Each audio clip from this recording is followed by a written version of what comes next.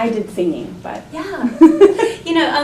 So this came up a little earlier. Singing is an instrument. If you don't train as a singer, then you don't have the pipes of an opera singer, because with singing, you have to learn all this stuff that musicians have to, like other instrumental musicians have to learn, and you have to build your own instrument. So if you're a singer, you kind of did double duty. Like you were building your instrument and you were learning, note reading and phrasing and all of the, harmonizing and all of those things. And also with singing, there's no map for where the notes are. Like on violin, it's kind of like I can put my finger down and I can pretty much plan on it's going to be more or less the right note. Piano, I can push a button, I get the right note. Singing, you have to be able to hear it, which is why this program is very strongly based in singing. So just to give you a little background of kind of like the components of my teaching philosophy. I do consider this a Suzuki class. My own background is Suzuki. I grew up Suzuki. I started violin at age 4.5 with a margarine box. And I learned Suzuki until I was in 10th grade. So I am a Suzuki baby, yes. And for the non-music people, what is Suzuki? Thank you. What Suzuki means is, before, say 100 years ago, there was a notion that there was such a thing as musical talent. And the evidence that was given for this notion called musical talent is, wow, look at all of those composers. They're all from the same family. There's Johann Sebastian Bach and Christian Bach, and all of his brothers play instruments and are composers. So it seemed really evident that there was a genetic basis for music because it just seemed to be passed around in families. And so the way that music education was sort of divvied up in the old days was the great teachers would look around at students on the, like kids playing on the playground, and look for the ones that seemed like a little more quiet, a little more focused, or the ones that had long fingers if it was a piano teacher, or maybe it was a friend of theirs had a kid who was supposedly, very smart and musically gifted.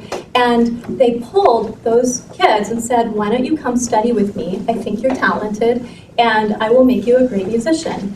And then they gave those kids 2 lessons a week, extra tutoring, music theory lessons, composition lessons, and lo and behold, those kids became very good musicians.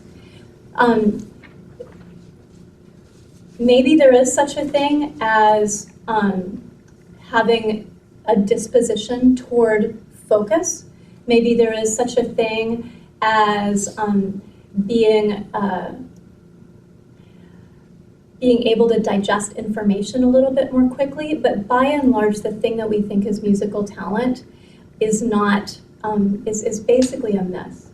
And there was a great, a Japanese man happened to be studying in Europe, studying violin in Europe around the 1940s. His name was Shinichi Suzuki, and he basically had the sudden thought as he was playing violin in his string quartet, every child learns Japanese. Sounds like a non-starter. It doesn't sound like a remarkable thing to realize. But Japanese is a really hard language. Japanese is among the most difficult of languages, and every Japanese child speaks Japanese fluently. They make jokes in Japanese. They understand subtleties of emotion and subtleties of expression in Japanese. They speak the dialect with absolute perfect, exquisite perfection, and they can read and write in Japanese, and that's not considered to be remarkable at all. That's just considered to be normal. No one gets all excited when a Japanese child speaks Japanese. And Suzuki reasoned, if every child can learn their native language, why should not every child be able to learn music? But what happens is when we select a child and we say, you, child, are talented, I'm going to surround you with resource and pay lots of attention to you and tell you that you're musical and gifted and get really excited when you do things, well, that child becomes musical, and then the child that isn't identified in that way and that doesn't get all that reinforcement and that same feedback and that same resource doesn't pursue it, because children pursue the things that they feel like they're good at. So that's the philosophical framework that I want to just kind of put out for the class, is the notion that every child has talent. Every child has an extraordinary amount of talent, and we can either surround them with resource and give them positive feedback and work with them consistently on a daily basis and really nurture whatever talent they have, or we can maybe kind of tell ourselves that they're kind of average, and then we start putting a little less effort into it. We maybe don't practice quite as much. We don't get quite as excited when they do have a small accomplishment. And so then it's either a virtuous cycle or it's a vicious cycle. And the children who really are getting that positive feedback, they begin to identify themselves with that, and then they begin to put their own effort into it, and they go on to develop extraordinary ability. And what Suzuki programs have seen is that when a parent is really dedicated and really committed, that their child is going to get the highest level result. That child does get the highest level result. Are there differences between children? Yes. Some children get that highest level result in the span of 7 or 8 years. Some children get that highest level result in 12 years. But every child can get there. They will get there at a different pace, but every child is absolutely capable of that. And so as you're kind of stepping into this, I guess this first experience of formal music education, what I would encourage you to approach it as is not, I'm going to give this a try and see if my child likes it. Because there's something in that approach, which is a pretty normal thing for a parent to say, but there's something in that approach that's already a little bit backpedaling. Mm-hmm. There's not a really throwing yourself fully into it with the full expectation that your child is going to be an extraordinary musician, whether it's on piano or violin, which they're starting now, or maybe later they'll find their voice in some other instrument. But it's much more powerful to start with the assumption that your child is going to get it all. Do they have to go into music? No. Is that the point? No, I don't know that that's why anyone is necessarily here, is to have your child go into music. We wouldn't want to impose that onto them. But to have the ability to be an extraordinary musician and have that area of life be fully available to them, and to be able to participate in that area of life at the highest possible level in whatever direction their expression is, whether they're going to be a jazzer, whether they're going to be a dancer, whether they're going to be a singer, or whatever that is for them. So that is the Suzuki foundation, the idea that every child has talent, the idea of surrounding children with the highest quality materials, the best quality environment, direct parental participation, because you have the ability to, no child is going to stumble into high-level music making.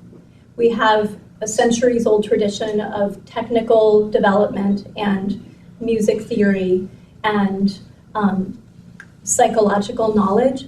No child just on their own hanging out with a piano in their bedroom is going to stumble onto playing Beethoven's Fürlies. So active parent involvement is part of that process.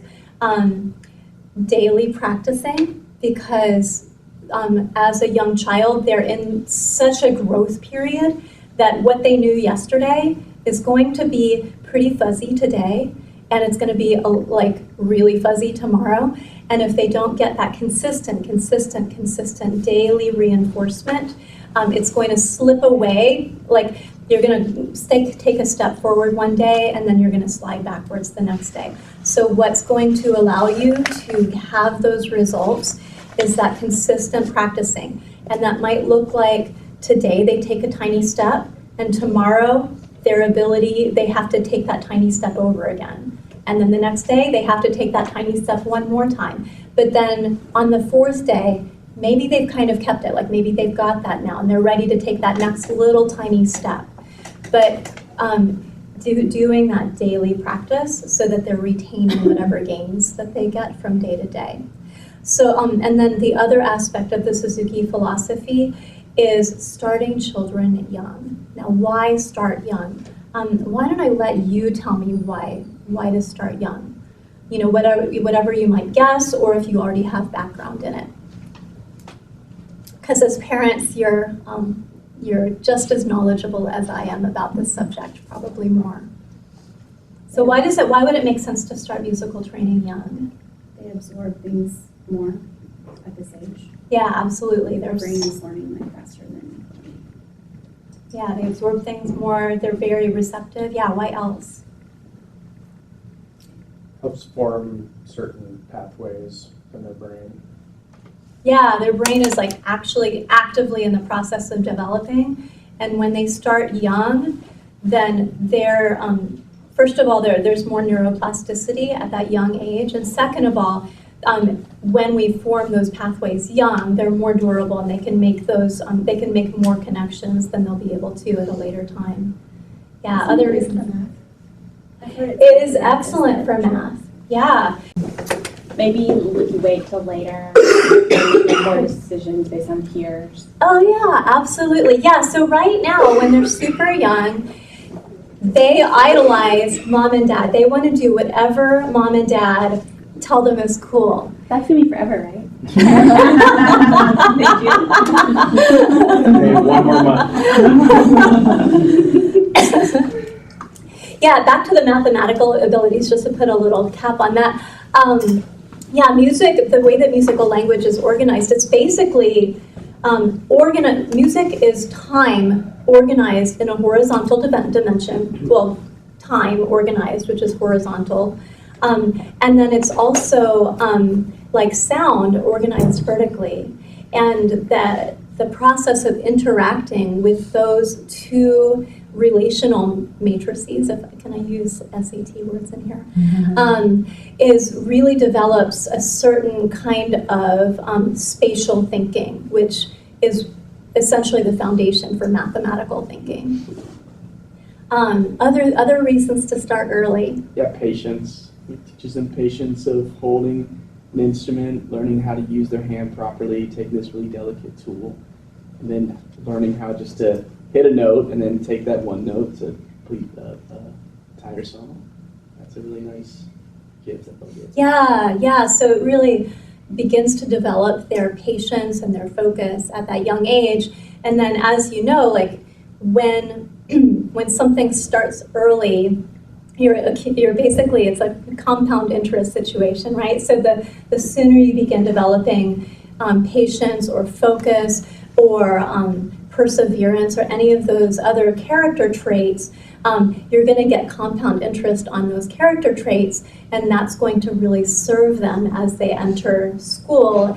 And that's one of the reasons why people who play an instrument from a young age tend to be really excellent students, because they've really trained their mind, all of those things that we just mentioned, but also to be able to consciously choose what to focus on and to winnow out whatever the thing is that they don't want to focus on. So basically having emotional control and attentional control at a very high level and starting from a really young age. And then the last dimension that kind of comes to mind right now is that when we start at this very young age, they begin to, they basically take it for granted that working hard and having a daily routine of investing work into something is something that you do. And they develop a sort of an emotional ability to have that discipline. And they develop that before, again, who was it that said something about peers? Yeah, They develop that ability before there's all kinds of other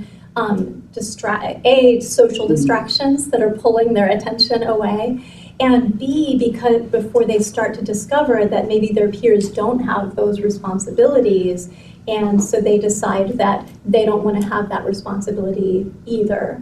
So when they start at that young age, they just sort of take it to granted, and it's really built into their daily life.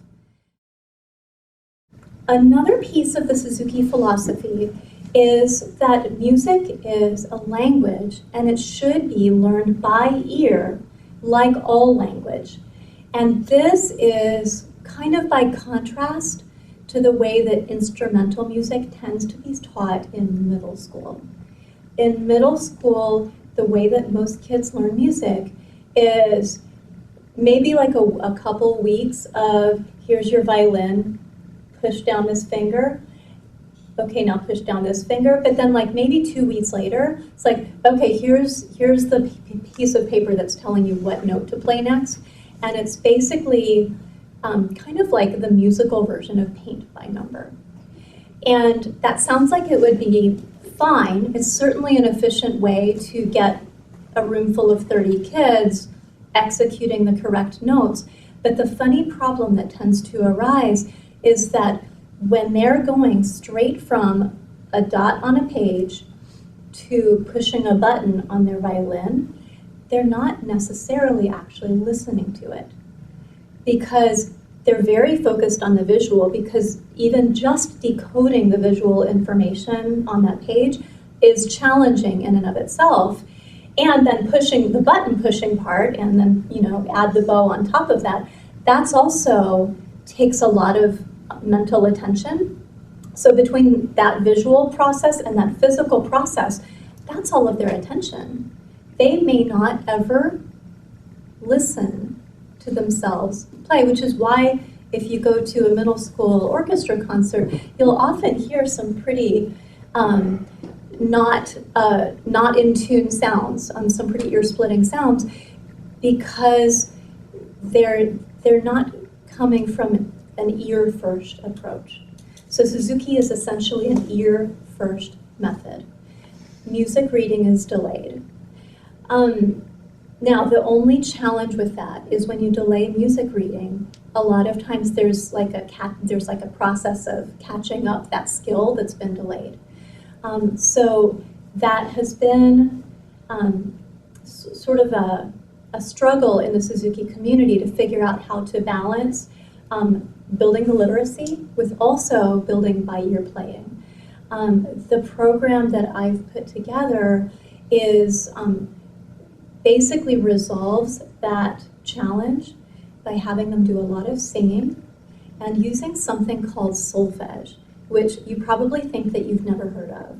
But does everyone know the song Do a Deer from Sound of Music? Is there anyone who does not know that song? Okay, good. Yeah, so do, re, mi, fa, sol, la, ti, do. That's basically the name of the musical alphabet, going from the lowest pitch to the highest pitch. Do, re, mi, fa, sol, la, ti, do, ti, la, sol, fa, mi, re, do. And that language is on the recording that your child is going to be listening to. And so that is kind of giving them a little head start in being able to hear the patterns that are in the music. When they hear the pattern, mi, re, do, that allows them to match that pattern with the same notes on the piano. And then if they get another, let's say they're playing a different song, another song, do, do, re, mi, so. Well, do is still do, re is still re, mi is still mi.